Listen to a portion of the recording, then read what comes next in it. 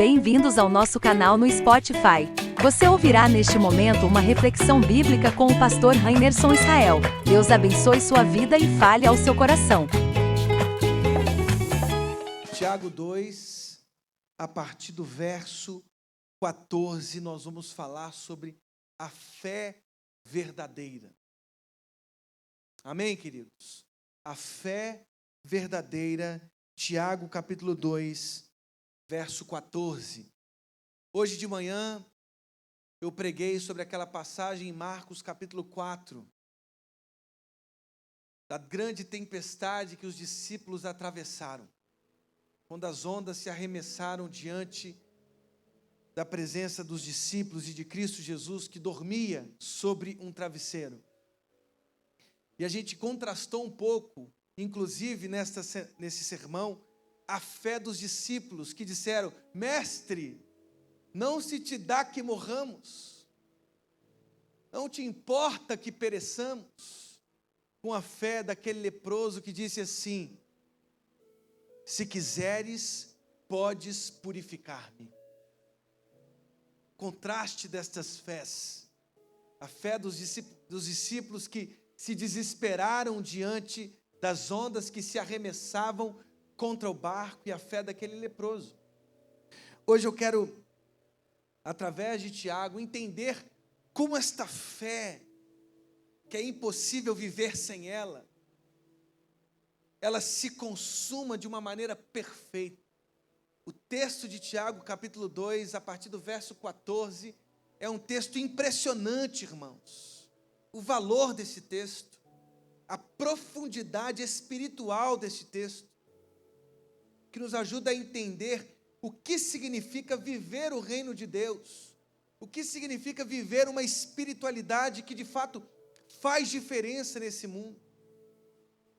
Então, a partir do verso 14, eu leio para vocês o texto de Tiago, capítulo 2, diz assim: meus irmãos, qual é o proveito se alguém disser que tem fé, mas não tiver obras?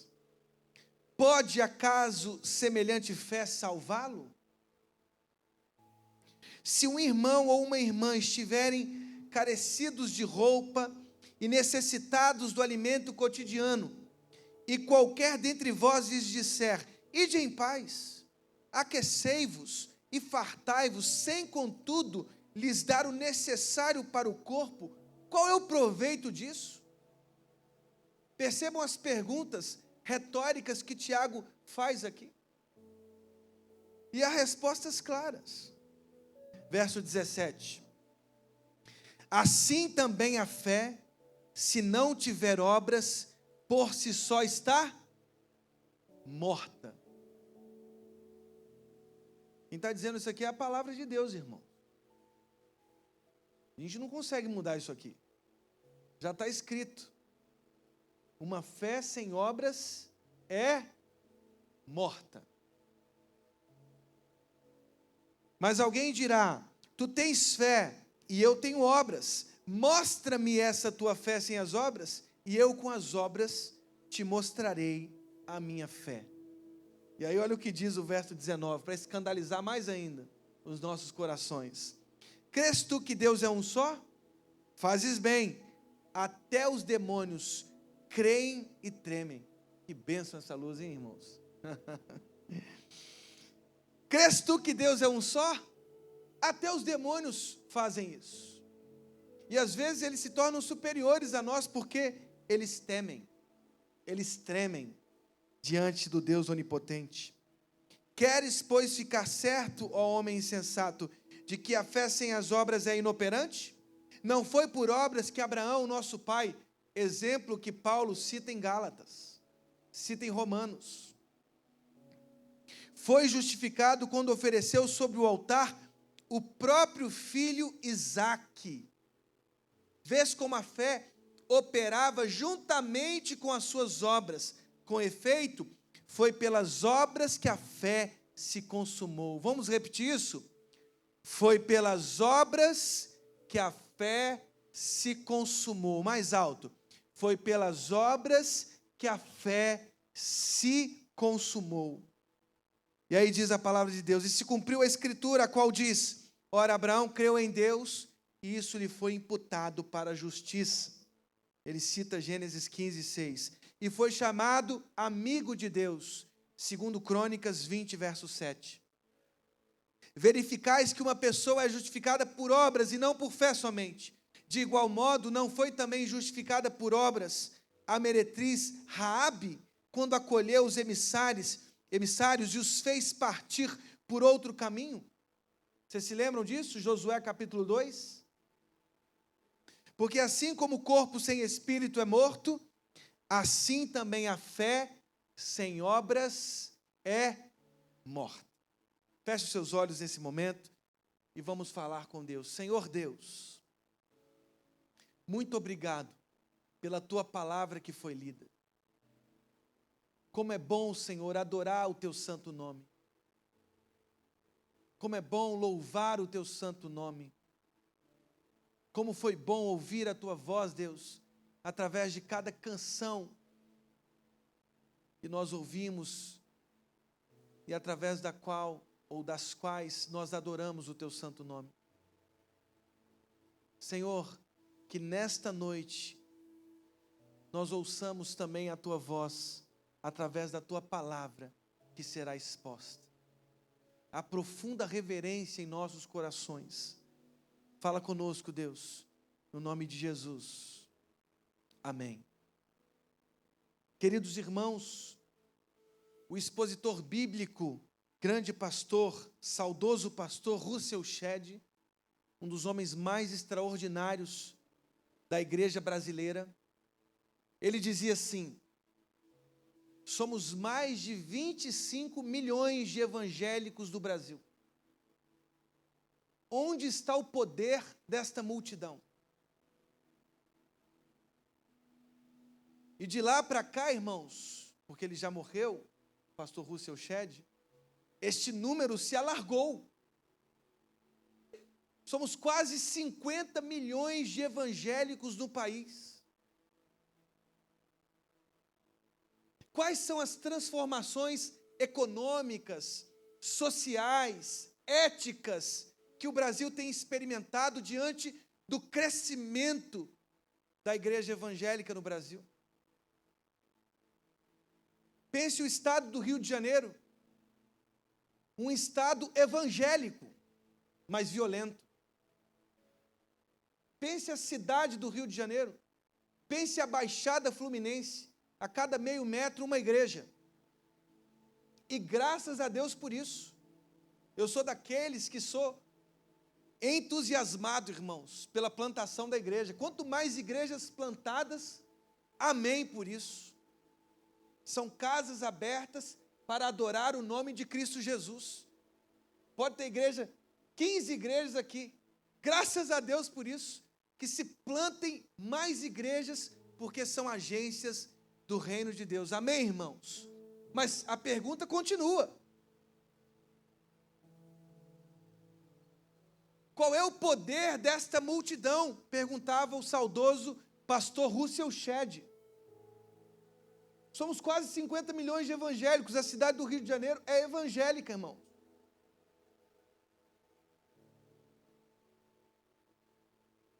Pensa a bancada evangélica no nosso Congresso Nacional, suas relações espúrias, a violência, o ódio, o tráfico de drogas. Há uma facção criminosa no Rio de Janeiro que é evangélica. E eu não estou contando uma piada, irmãos. Eu não sou, como é que chama aquelas pessoas que contam piada assim? Eu não estou fazendo um stand-up aqui não, irmão.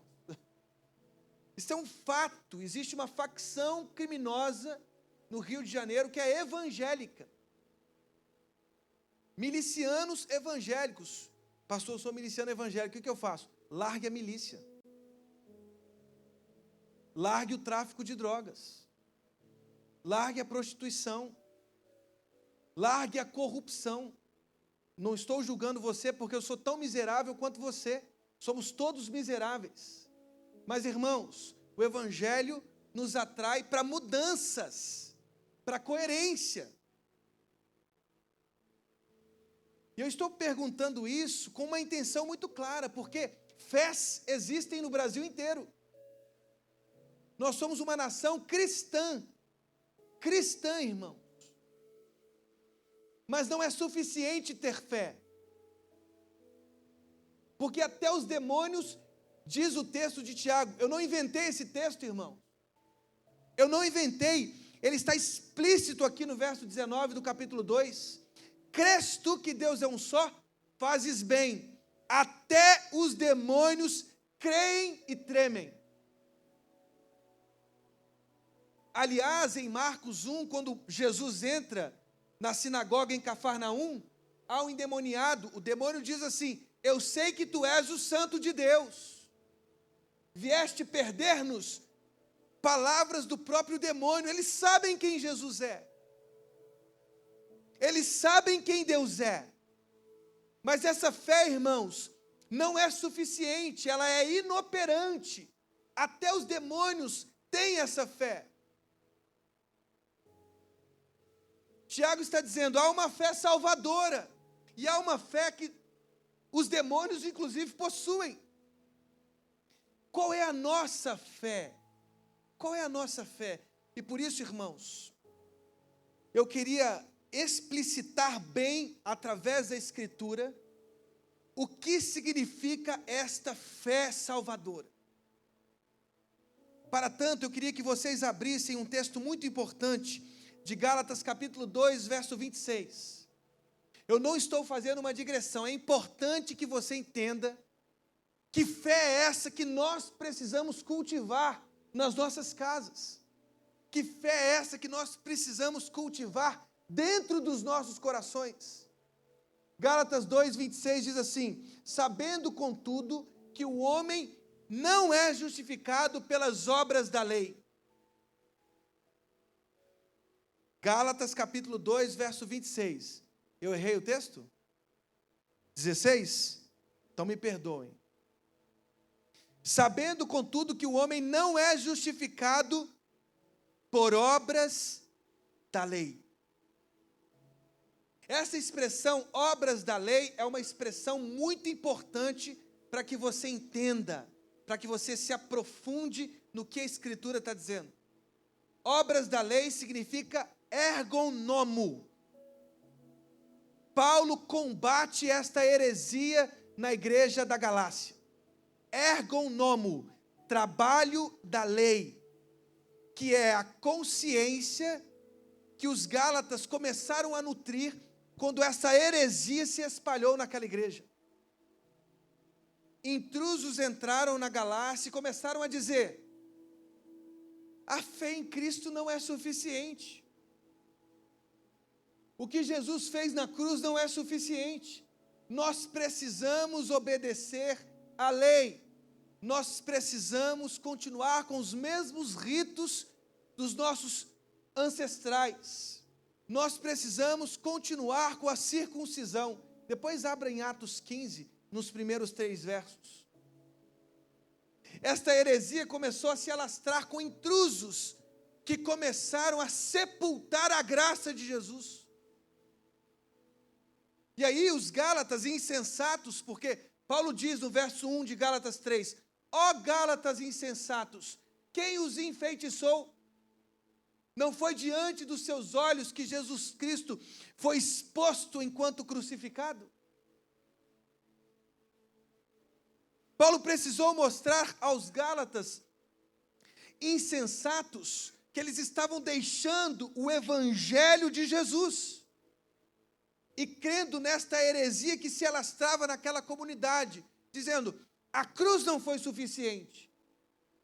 A obra redentora de Cristo não foi suficiente. E Paulo precisou condenar esta heresia, dizendo ao ponto, no capítulo 1, dizer assim, se os anjos vierem pregar este evangelho, anátema. Se qualquer um de nós vier pregar esta heresia, anátema. Por quê, irmãos? A cruz é suficiente. A morte de Jesus é suficiente. Amém, queridos irmãos? Ele diz, sabendo, contudo, que o homem não é justificado por obras, e sim mediante a fé em Cristo Jesus. Então eu preciso, irmãos, explicitar com veemência que a fé em Cristo Jesus é que nos justifica. Gálatas capítulo 3, verso 7 diz: sabei que os da fé é que são filhos de Abraão. Quem são os verdadeiros filhos de Abraão? Os que pela fé em Cristo Jesus aceitam a morte suficiente de Jesus no Calvário. Somos filhos de Abraão não pelos nossos méritos, mas pelos méritos da cruz, pelos méritos de Cristo Jesus. É pela fé. É pela fé, irmãos. Romanos 1, 16, 17 diz: pois não me envergonho do evangelho, porque é o poder de Deus para a salvação de todo aquele que crê, primeiro do judeu, depois do grego, porque no evangelho é revelada a justiça de Deus, uma justiça que do princípio ao fim é pela fé, porque o justo viverá pela fé. Não é pelos méritos, não é pelas obras sociais, não é pelas obras da lei, vivemos pela fé. Pela fé. Queridos, olha que interessante o que o autor de Hebreus faz em Romanos 11. Desculpa, em Hebreus 11. Abra comigo, Hebreus 11. Muitos dizem que Hebreus foi escrito por Paulo, e é possível. Ou por algum discípulo de Paulo, também é possível. Hebreus 11 diz assim: ora, a fé é a certeza das coisas que se esperam, a convicção de fatos que se não veem. Pois pela fé os antigos obtiveram bom testemunho. Pela fé entendemos que foi o universo formado pela palavra de Deus. Olha que interessante. O autor aos Hebreus, ele está relendo toda a história de Israel pela fé. Verso 4. Pela fé, Abel ofereceu a Deus mais excelente sacrifício do que Caim. Verso 5. Pela fé, Enoque foi trasladado para não ver a morte. Verso 7, pela fé, Noé, divinamente instruído acerca de acontecimentos que ainda não se viam, e sendo temente a Deus, aparelhou uma arca para a salvação de sua casa. Entenda, pela fé, Abraão, verso 8, quando chamado, obedeceu a fim de ir para um lugar que devia receber por herança. Verso 11, pela fé também a própria Sara. Verso 17, pela fé Abraão, quando posto à prova, ofereceu Isaque, estava mesmo para sacrificar o seu unigênito, aquele que acolheu alegremente as promessas. Verso 23, pela fé Moisés, apenas nascido, foi ocultado por seus pais. Pela fé, verso 24, Moisés, quando o homem já foi feito. Irmãos, toda a história de Israel é lida pela fé.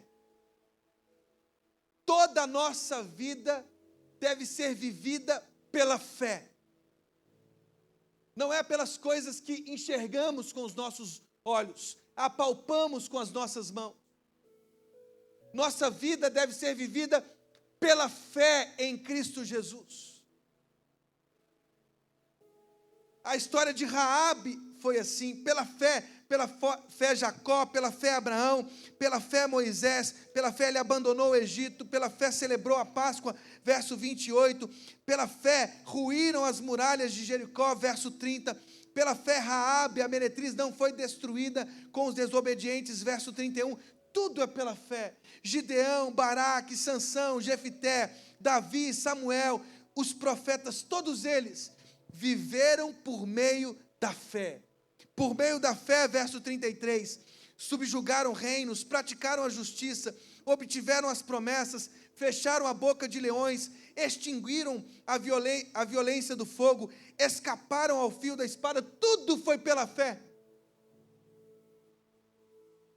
Toda a nossa vida deve ser vivida pela fé, irmãos.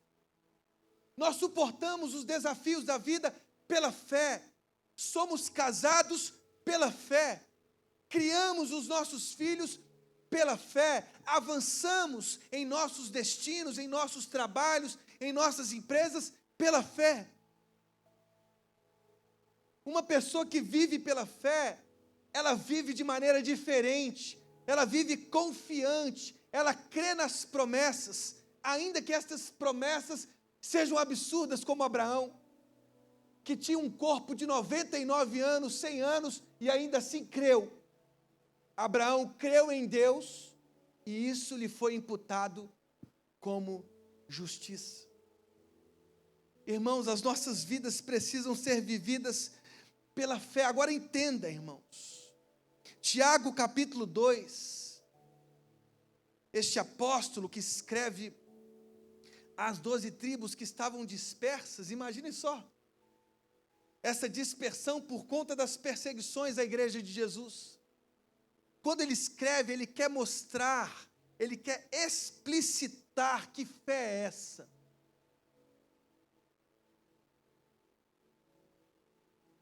Porque Paulo, quando escreve a carta aos Gálatas, ele combate as obras da lei, ergon nomo. Ele combate a crença falaciosa de que nós podemos construir a nossa salvação por nós mesmos. Paulo está dizendo, deixem esta ilusão de Gênesis 11, vocês não podem construir torres de autoabsolvição, vocês não podem alcançar os céus pela arquitetura de vocês, não. Paulo está combatendo esta fé falsa de Gênesis 11, da Torre de Babel. Paulo não está combatendo, queridos irmãos, as obras sociais, a obediência, o amor que advém da fé.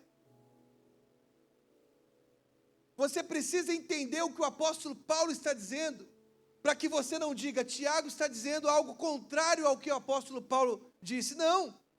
Esses textos são harmônicos, eles são orgânicos, eles representam uma unidade, a Sagrada Escritura.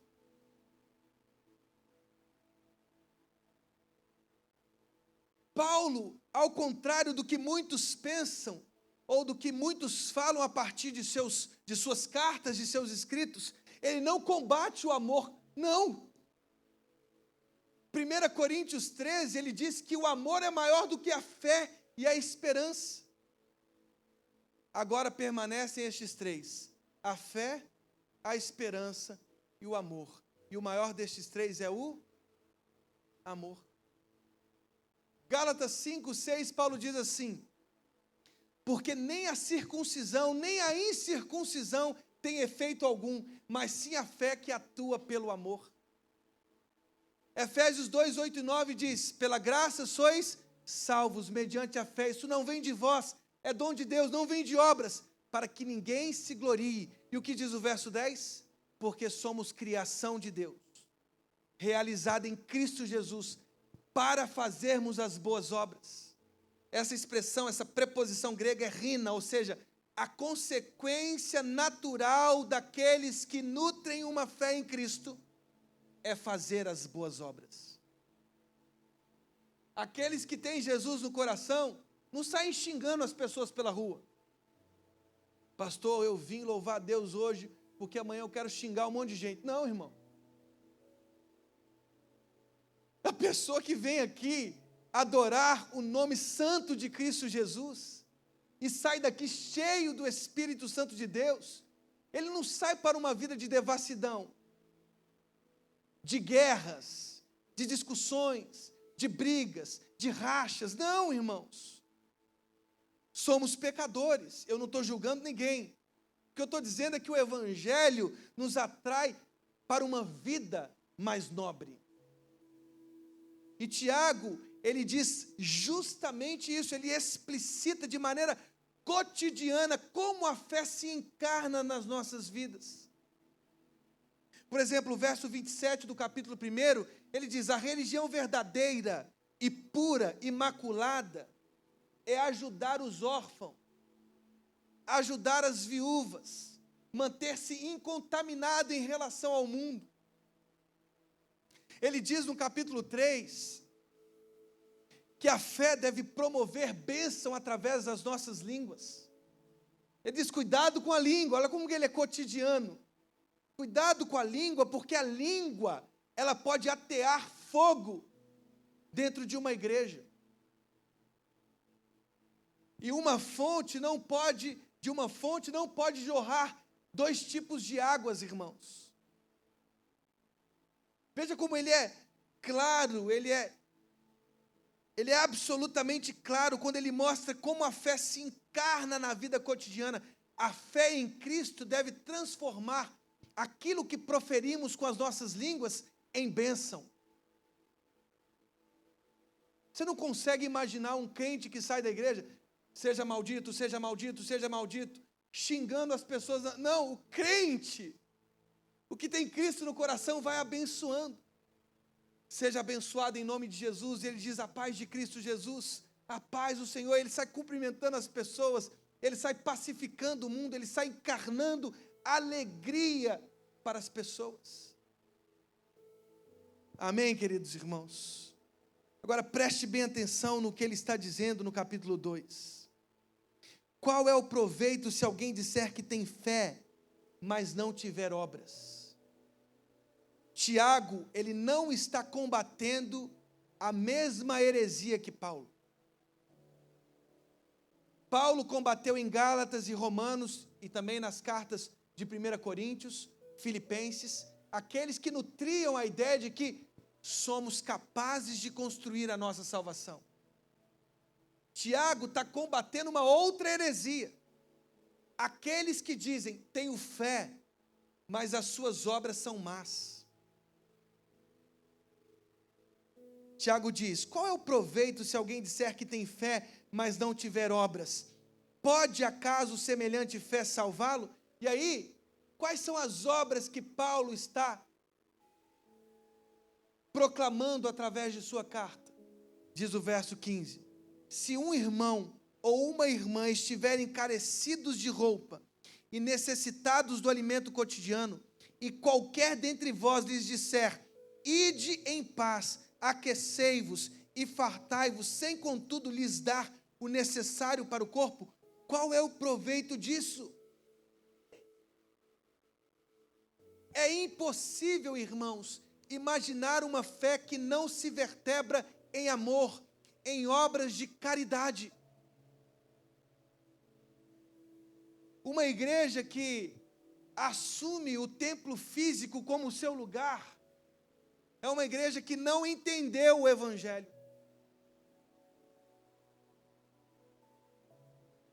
Uma igreja não pode olhar para o mundo cheio de problemas claros, cheio de problemas sociais graves, e dizer assim, bem, estamos confortáveis aqui, sentados em nossos bancos, com ar-condicionado, está tudo muito bom. E cultivar esse tipo de fé, esta fé é uma fé apócrifa, esta fé é uma fé hipócrita, esta é uma fé que até os demônios têm. A fé verdadeira é uma fé que, para além das paredes do templo, se encarna com ações de transformação na sociedade. Não é uma fé que diz assim, aquecei-vos, fartai-vos. Não. É uma fé que diz assim, tome essa roupa, tome esse pão. O ápice da Eucaristia, que é a ceia do Senhor, Eucaristós, que é a graça que Jesus dá ao pão que ele divide, o ápice é quando Jesus pega o pão e diz assim, isto é o meu corpo, isto é o meu corpo dado por vós. O próprio Cristo Jesus mostrou de maneira clara como é viver a fé nele mesmo. Pegue a vida de Jesus, irmãos. Pegue os 4 evangelhos, Mateus, Marcos, Lucas e João. Risque nas páginas do evangelho as ações de Jesus. Quantos ele curou, quantos ele purificou, quantos ele aperfeiçoou. Suas caminhadas que ele parava para ouvir mendigos, cegos, mulheres que foram colocadas diante de flagrantes adultérios. Um homem, o próprio Verbo de Deus, aquele que foi gerado na eternidade, quando assumiu a carne humana, ele só viveu para amar. Para amar. Todas as suas ações foram ações amorosas. Todas as suas ações foram ações de justiça. Ora, se o mundo que estamos vivendo é um mundo que está se petrificando em ódios, a igreja deve responder com amor. Se o mundo está se petrificando em injustiças, devemos responder com justiça. Se está petrificando em divórcios, temos que responder com casamentos saudáveis, com maridos que honram suas esposas, com esposas que honram os seus maridos. Irmãos, estamos vivendo um caos. Eu não sei se vocês têm observado em nossa sociedade, e só há uma resposta, e essa resposta precisa ser dada pela igreja de Jesus.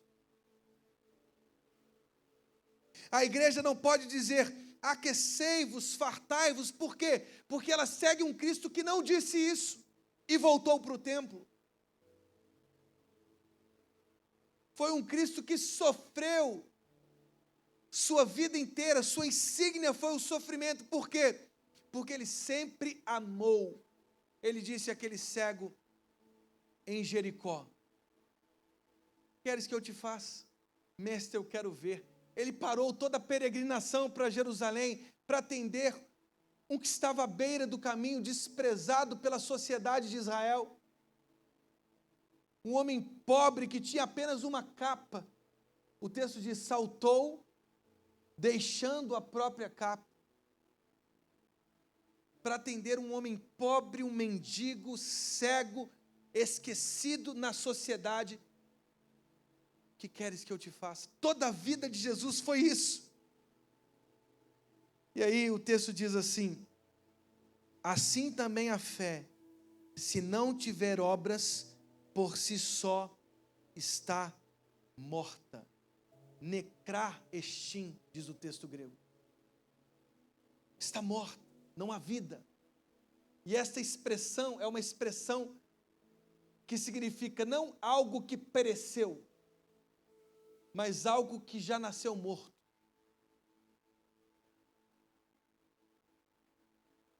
Algo que nasceu morto. Alguém já viu um aborto? Uma criança que nasce morta? Um bebê que nasce morto? Um feto que não vive?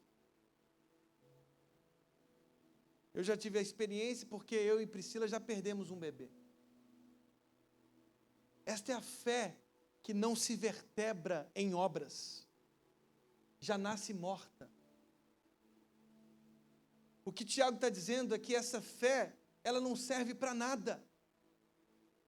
Esta fé, ele explicita ainda mais: até os demônios têm. Crês tu que Deus é um só, fazes bem. Até os demônios creem e tremem. É um tipo de fé, irmãos, e é interessante quando ele usa o exemplo dos demônios, porque inclusive os demônios possuem uma fé até maior do que a nossa, porque eles tremem diante do Deus Criador. Uma fé que não se concretiza em transformação da sociedade, irmãos, é uma fé que nasce morta. Prestem bem atenção, irmãos. A igreja brasileira anseia por avivamento. Nós ansiamos pelo avivamento, queremos o avivamento. E temos que desejar o avivamento, temos trabalhado sobre isso, sobre o Espírito Santo de Deus, inclusive. Queremos que o Espírito que se derramou de uma maneira tão absoluta em Jerusalém continue se derramando sobre as nossas vidas. Queremos o Pentecostes e temos que viver. Jovens tendo visões, idosos, velhos, como diz a Escritura, tendo sonhos, queremos tudo isso. Queremos uma igreja que vive o Espírito Santo, que recebe dele todos os dons.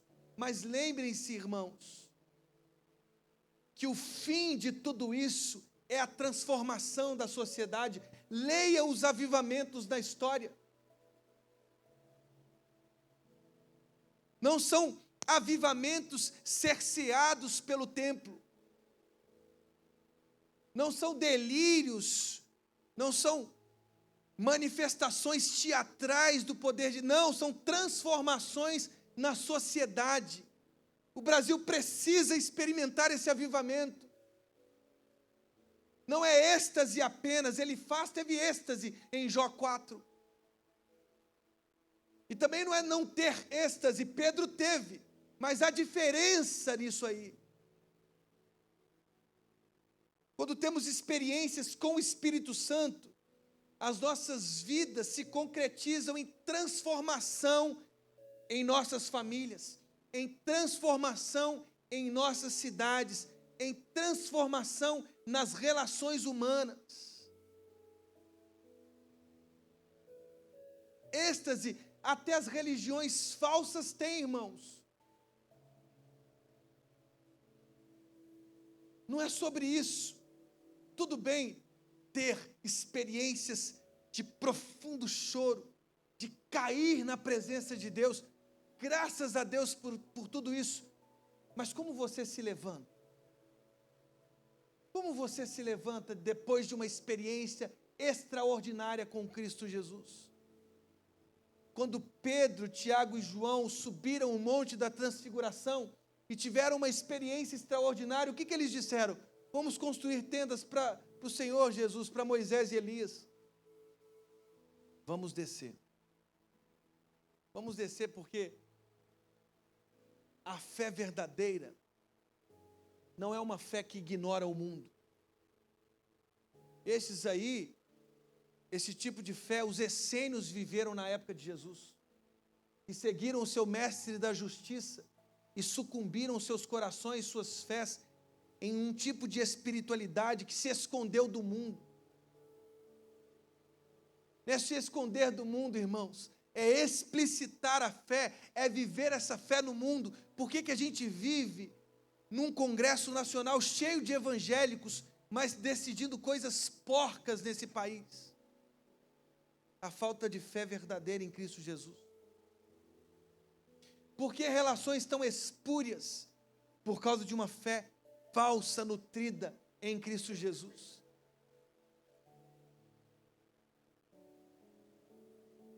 Há uma outra coisa que a gente precisa entender, muito importante para as nossas vidas. Já que estamos falando dessa fé que se concretiza em obras, lembre-se, infelizmente o nosso tipo de missão terminou nas paredes do templo. E hoje a gente está fazendo a mesma coisa, a gente está continuando a nossa obra má. Porque a gente diz assim, as universidades são antros de tráfico de drogas, e é verdade. Esses jovens universitários são todos maconheiros, a gente estigmatiza, a gente tem uma facilidade de estigmatizar, de destilar ódio pelo mundo. Mas a verdade, irmãos, é que a igreja entregou as universidades, a igreja entregou as artes, a igreja entregou o cinema, a igreja entregou a música, a igreja entregou a televisão, a igreja entregou tudo para o diabo. O marxismo tem sido mais inteligente do que a igreja, porque o marxismo diz assim, não vamos pegar em armas. A transformação que a gente precisa fazer é via cultura. Nós vamos atingir as consciências dos nossos jovens através das universidades, das artes, do cinema, da música. O diabo foi mais inteligente. E aí o que a gente vê hoje? A gente vê jovens de 16 anos dizendo assim, eu nasci no corpo errado. Irmãos, A igreja deixou sua missão e entregou o mundo ao diabo. Nós tínhamos que capacitar os nossos jovens para que eles se tornem os futuros professores universitários.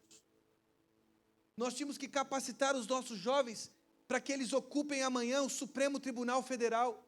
Nós tínhamos que capacitar os nossos jovens para que amanhã eles estejam no Senado, no parlamento do nosso país, no nosso Congresso Nacional, votando leis de justiça.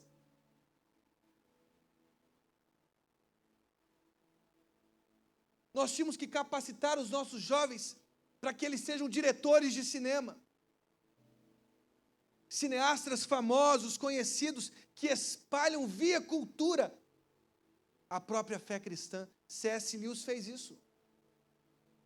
C.S. Lewis fez isso, espalhou o evangelho através da sua arte, da sua literatura, da sua inteligência. Irmãos, estamos dispensando isso, estamos entregando as obras artísticas do século 13, 14, 15, que pregavam as cenas do evangelho através dos grandes quadros.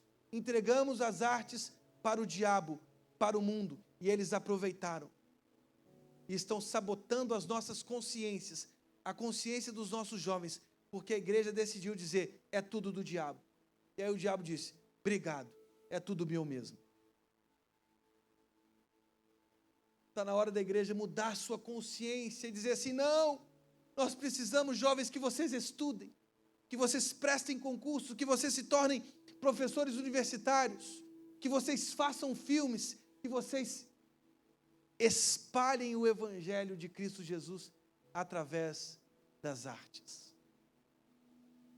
Olha aqui, irmãos, ele diz do verso 21, não foi por obras que Abraão, nosso pai, foi justificado quando ofereceu sobre o altar o próprio filho Isaque.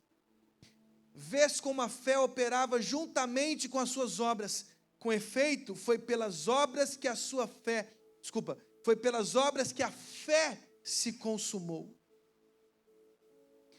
A expressão que Tiago usa aqui é eteleiote. Eteleiote significa, esta fé alcançou o seu ápice. Esta fé alcançou sua consumação. Esta fé alcançou a sua perfeição. Esta fé alcançou a sua completude. Tiago está dizendo, as obras, através das obras, a fé se completou. Por quê, irmãos? Uma fé que não se completa através das obras, uma fé que não se completa através da caridade, uma fé que não se completa através da obediência, uma fé que não se completa através do arrependimento, uma fé que não se completa em línguas que proferem bênçãos, uma fé que não se completa em choro, uma fé que não se completa em transformação social, uma fé que não se completa em famílias que se ajoelham diante da cruz, uma fé que não se completa em maridos mais doces, uma fé que não se completa em mulheres mais doces, é uma fé hipócrita, é uma fé que até os demônios têm. A gente vem aqui, canta, levanta as mãos, se ajoelha, faz a nossa arte cênica e volta para o mundo para ser a mesma coisa. Mas Deus não chamou a gente para representar desse jeito. É para ser testemunho, é para testemunhar, é para ser, inclusive essa palavra testemunho, é própria um mártir. A fé verdadeira é uma fé que se concretiza em obras. Abraão creu, e a fé de Abraão fez com que ele fosse até Moriá. 3 dias, 3 noites, consciente de que ele imolaria o seu próprio filho. Imagina caminhar 3 dias e 3 noites, eu vou ter que imolar o meu filho. E ele foi, e ele subiu o monte, e ele amarrou o seu filho, até que Deus providenciou um carneiro. Esta é a fé de Abraão. Essa foi a fé que justificou o pai da fé, Abraão. Veja a fé de Raabe, também citada aqui em Tiago e também em Hebreus. Ela escondeu os espias. Ela traiu a sua própria nação porque entendeu quem era o Deus verdadeiro e qual era a sua obra. Escondeu os espias, fez esses 2 espias fugirem e a sua família foi preservada porque ela sabia quem Deus era. Esse Deus que derrotou os reis amorreus e que agora atravessou o Jordão, que vai atravessar o Jordão, esse é o Deus verdadeiro. O Deus que derrotou Seom, Og, os reis amorreus, esse Deus vai atravessar o Jordão com o seu povo e vai ocupar essa terra. Eu creio nesse Deus. Esta é a fé de Raabe, esta é a fé de Abraão. Esta precisa ser a nossa fé, uma fé que se concretiza em obediência, em arrependimento, em mudança de caráter, em transformação em nossas casas, em transformação na nossa sociedade. Não é vir aqui, cantar, levantar a mão e voltar para ser a mesma pessoa, não. Deus quer que você seja um empresário diferente. Deus quer que você seja uma professora diferente. Deus quer que você seja um enfermeiro diferente, um artista diferente, uma mãe de família diferente, um pai de família diferente. Uma família diferente para a glória de Cristo Jesus. Não existe fé sem obras, irmãos. Existe fé com obras, ou fé, melhor dizendo, que se completa através das obras, que se completa através do amor, que se completa através da justiça, que se completa através da paz. Não é fé que agradece pelo dinheiro da corrupção. Vocês se lembram daquela cena lastimável de deputados cristãos agradecendo pela corrupção? Que isso não se propague em nosso país. Que a nossa fé seja fé verdadeira. Fé que se concretiza no amor. Fé que se concretiza na justiça. Fé que se concretiza em atos de solidariedade. Em transformação desde as nossas casas até as nossas cidades. Em nome de Jesus. Amém.